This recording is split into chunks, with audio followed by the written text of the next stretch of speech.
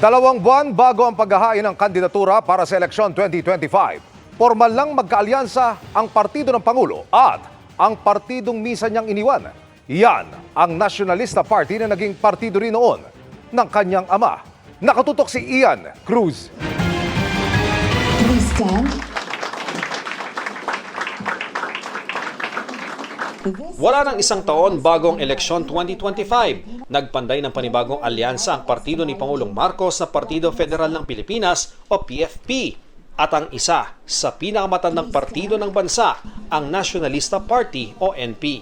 Ang NP na pinamumunuan ni dating Senador Manny Villar ang pinakabagong kaalyado ng PFP na nauna na nakipag-alyansa sa Lakas NUCD, Nationalist People's Coalition at National Unity Party. I'm very happy to have that we are today formalizing that alliance, and that alliance now has formed the largest political bloc in the Philippines.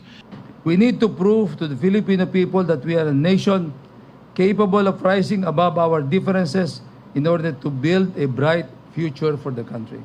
Ang Pangulo na mismo ang nagkwento na nanggaling din naman siya sa Nationalista Party na naging partido rin ng kanyang ama.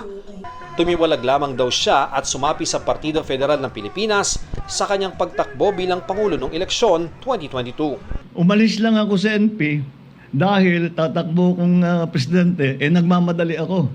At NP was still, the Nationalista Party leadership was still trying to assess what will be the political situation for the last political cycles of election ng 2022. Hindi dahil hindi kami nagkasundo, dahil ako'y nagmamadali. Wala pa raw senatorial line-up sa ngayon ang koalisyon, pero naniniwala ang PFP na malaki ang tsansa na ang mga i-endorso nilang kandidato ang mangunguna sa midterm elections. Pagdating ng eleksyon talagang malaki dahil halos mag-uusap-usap na lang kami kung sino yung ilalaban at pag-uusap-usapan na rin lang namin kung ano ang mangyayari doon sa mga different areas natin. Ayon kay Representative Ace Barbers ng NP, nasa 28 miyembro ng Kamara ang kasapi ng nasyonalista.